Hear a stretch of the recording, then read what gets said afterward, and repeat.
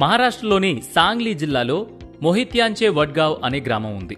ఆ ఊరిలో ప్రతిరోజు రాత్రి 7 గంటలకు ఒక సైరన్ మోగుతుంది.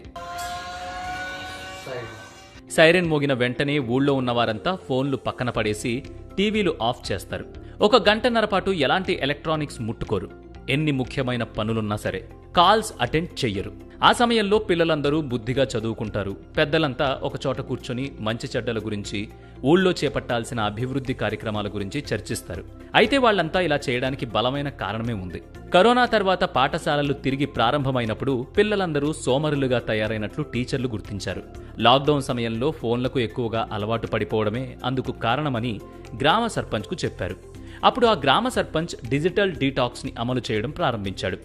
గంటల తరబడి ఫోన్లు చూడడం వల్ల చాలా మంది శారీరకంగా, మానసికంగా ఇబ్బందులకు గురవుతున్నారు. కాబట్టి ఫోన్లు లేదా ఇతర డిజిటల్ వస్తువులను ఉపయోగించకుండా దూరంగా ఉండటాన్ని డిజిటల్ డీటాక్స్ అంటారు.